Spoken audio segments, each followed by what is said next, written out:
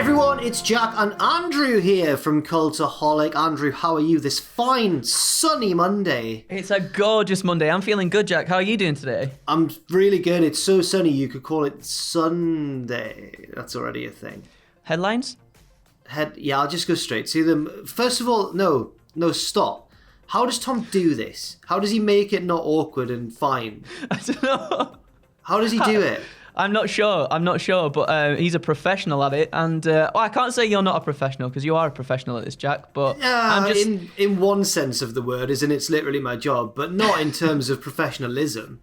That's Tom. Headlines it is, Andrew, I suppose. Off we go. First of all, John Cena has teased a rivalry with a top NXT superstar. We take a look as well at WWE's plans for Pat McAfee on SmackDown. And finally, we have also a significant SummerSlam 2021 update. More of that in a little bit. So Andrew, first of all, we are going to talk about John Cena. He's a bit of a teasy little boy sometimes on social media, isn't he? What's he like, eh? He does. He's a naughty boy. Have you folled his Instagram? Do you know what he does? Yeah, he does like to post the cryptic photo every now and then. Get the thought juices flowing for everybody.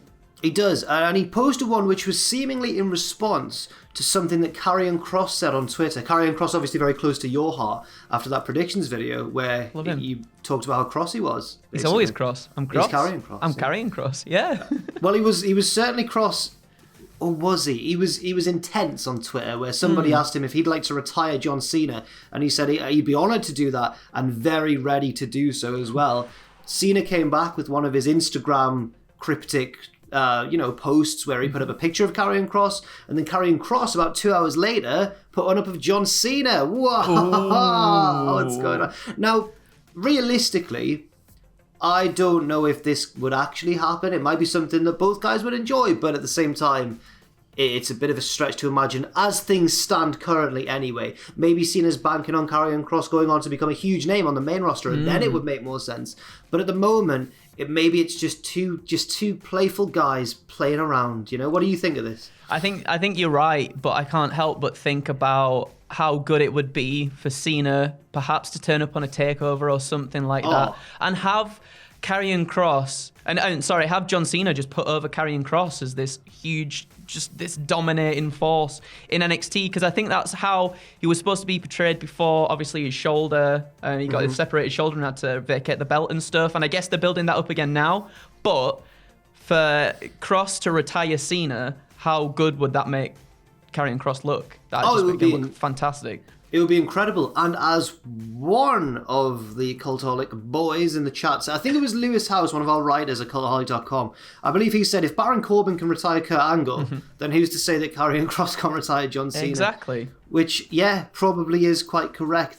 Moving on now to the main roster, we're going to talk a little bit about SmackDown, because as you may have already seen, Pat McAfee is now a fully fledged member. He's a full-time member of the SmackDown announce team. First of all, Andrew, what do you make of that? What do you think of Pat McAfee? Pat McAfee's, I think he's fantastic in whatever he does. He kind of just throws himself into anything that he's presented with, and I think he's perfect. He's like the perfect heelish commentator for Michael Cole. So I'm very excited to see where it goes and to see how he develops and everything. What about you? I'm very excited as well, but I'm interested because wasn't there that story about how it was Cole who tried to tell Pat McAfee off for reals at a WrestleMania pre-show once? Because he was wearing tuxedo shorts. And Michael Cole was like, well, you can't be wearing tuxedo shorts. And then told on him, and then Vince was like, no, that's fine. And then, because Pat McAfee was like, if you're going to talk to me like that, I'm just going to leave. Like, I am like an ex-NFL, but I'm very successful anyway. I can just leave. Yeah. I can just shut down the whole kickoff show and leave. And then they were like, no. And it made me enjoy Pat McAfee quite a lot. I thought it was good. But Justin Barrasso of Sports Illustrated has been talking about reported plans for Pat McAfee on SmackDown. Apparently, this platform is an opportunity that he has long been seeking out, which is fair enough. Congratulations to him for getting it. And although the world of wrestling, especially WWE, says Justin Barrasso, is always subject to change, the current plan is to apparently let McAfee be himself on air and avoid overproducing him. He will also continue to work on his other projects, including his podcast, while being one of the premier voices of SmackDown. So apparently it's a bit of a hands-off thing. Let Pat do what he does. If that's true, then I think that's a very good move. Yeah, he's a natural at this kind of stuff anyway. I don't think you need to overproduce him. I think he's just a funny, excitable guy who brings a lot of excitement into his commentary style too. I think, I just let him do what he wants to do, because whatever he does is always dynamite anyway. So yeah, I agree, but I can't help but be a little bit skeptical about this. Not about the validity of the report from Sports Illustrated, but just whether WWE would stick to that promise or stick to that idea and really allow him that creative freedom going forwards. Because I don't know if they really afford anybody that sort of creative freedom. Maybe Paul Heyman, out of the people I can think of on the microphone, but I don't know. I don't really know. Moving on anyway now to Kurt Angle, who was speaking on, I believe, his podcast recently, on the Kurt Angle show. And it was basically a Q&A sort of session. And he talked about an incident from 10 years ago where he got heat from Randy Orton for a tweet that he did on the old Twitter, saying, "I got heat from Randy Orton for tweeting out one time that he stole my finish, and I told him I was just kidding. He was pretty annoyed, but I was just kidding. Anybody that wants to come up with a move or wants to do somebody's move, as long as you're not in that company, you might as well use it. So if Apollo Crews wants to use mine, I'm retired. He might as well remind people of something that I did in the past, and it'll make my legacy carry on to some extent. So I'm glad Apollo is using it." Angle here referring, of course, to the Angle Slam, or the Olympic Slam, that both Apollo and Randy Orton at one time have used in their movesets. That's interesting. I've not heard that take on it before. That I've always heard wrestlers say either moves are moves, anybody can use them, or no, you shouldn't use other people's moves without a go-ahead. But Angle's taken more of a middle ground, saying as long as you're not in the same company as them, then it's fair game, which I think is quite interesting. What do you think? I think like you said, I think that's fair game, because I guess you don't want to undersell the legitimacy of some moves for some people. So if someone's using it as a finish, but then someone else is using it as just like a regular move in their arsenal, then that kind of just undersells the finisher. So I agree. I think that's a good way of thinking about it. If you're in a different company, fair enough. You do that. It's a different sort of thing. What do you reckon? Well, we've seen. I sort of agree as well, because we've seen moves recently be passed down, kind of like Rollins has got the pedigree, Owens has got the stunner, Sasha Banks uses the frog splash quite often, and those moves don't necessarily finish matches apart from maybe Owens' stunner. But when they're used, it's like a big deal is made of it. So I think as long as that's the case, I think it's probably fine. But we did then see the tweets, which Sportskeeda went back and found from back the original argument that Kurt Angle was referring to with Randy Orton.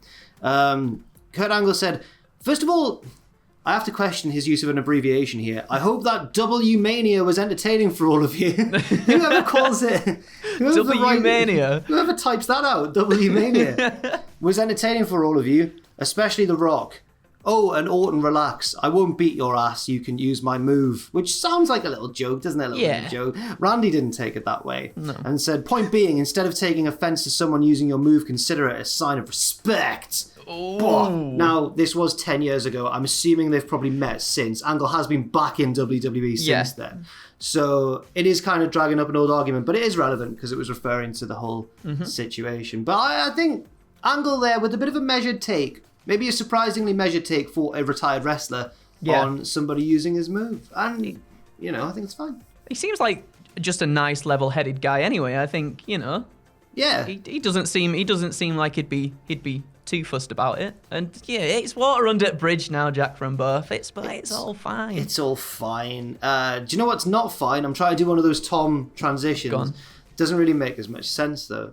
The Impact Knockouts division? No, that's normally quite good. That's normally quite a strong division. It doesn't make sense. No. Do you know what else is fine? The Impact Knockouts division.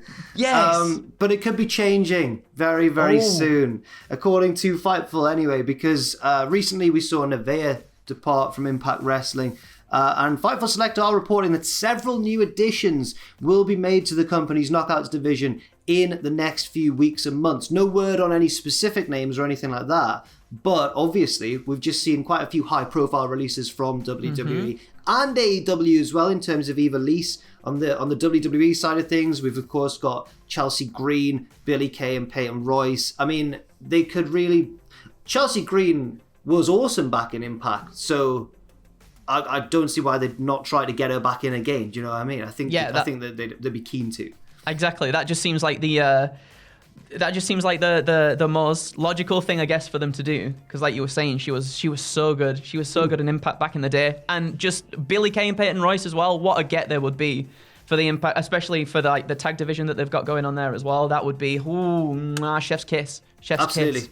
I agree. Impact currently have 2 matches scheduled in the Knockouts division for Rebellion, which of course is coming up this Sunday, I believe. Tenille Dashwood is facing Gianna Purrazzo for the Knockouts Championship, and Fire and Flavor are defending the Knockouts Tag Team Championships against Jordan Grace and, crucially, a mystery partner. And we don't know whether that's somebody from outside of the company, somebody from within. It could be anybody. Anybody. Apart from those maybe who are currently under the 90-day no-compete. Probably not them, but could be anyone. Samoa Joe. Could be Samoa Joe.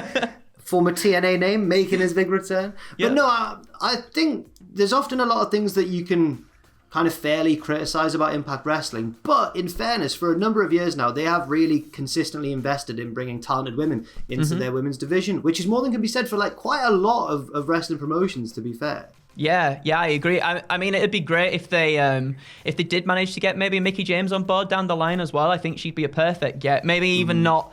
I mean, maybe as a wrestler and also perhaps as a trainer as well. I think she'd be fantastic to forward the younger talents on the roster.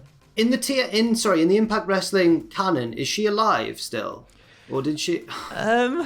She got pushed in front of a train.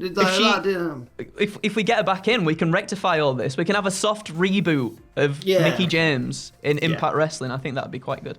Fair enough. And finally, we're heading back to WWE for just a second to talk about potential plans for SummerSlam 2021. Again, this comes courtesy of Justin Barrasso of Sports Illustrated, who says sources within WWE have confirmed to Sports Illustrated that the plan is to hold SummerSlam in front of a live crowd.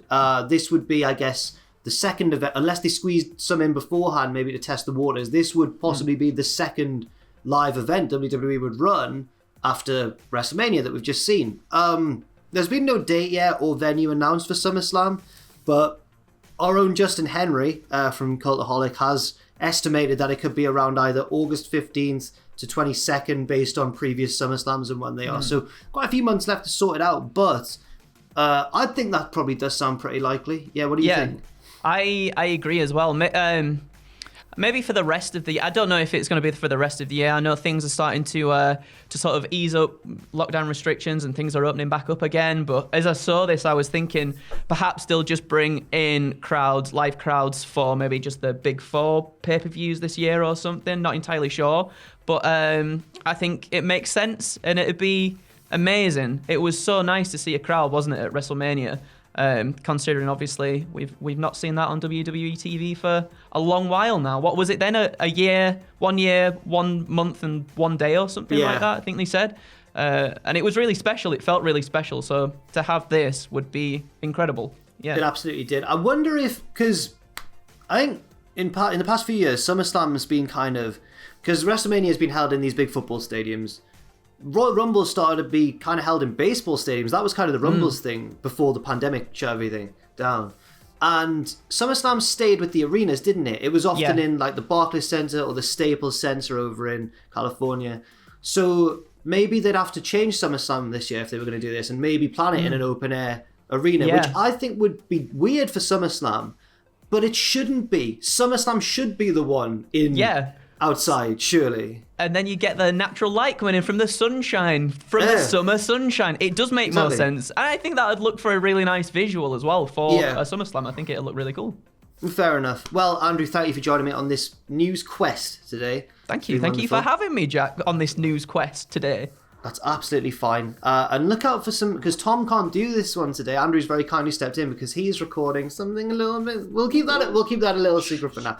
Andrew, what have you got in the pipeline that you can reveal to us? As for today, I guess just Monday Fun Day on Twitch, twitch.tv/Cultaholic. Not had a Monday Fun Day in about 2 weeks' time, so I'm excited to get back on. And, any big plans, or are you just gonna... We just wing it these days, Jack. We just wing it and see what happens. Yeah. Have you heard about this jam stream that Sam seems quite keen on? Yeah, we were talking about this. I think we're gonna try and organise like some sort of musical jam stream. So get your guitar out, Jack. You and Owen can come. You can do your SmackDown song that you sang on the reactions vid. Everybody's dying to see that and hear that. By the way, people want to hear that. Yeah, I don't think people realise that it's already a song. It's not a song. It's a Liverpool. Owen's a big Liverpool FC fan. It's a Liverpool football song. Owen's just in my ear now saying that we did change the lyrics. And we did. And you can't tell, but we only did it like 2 minutes before we sang it. You can barely tell. Anyway, Andrew, thank you very much for joining us. And thanks to all of you as well for watching along. Do leave your thoughts and opinions in the comment section down below. Stay safe out there, stay positive, and we'll see you very soon.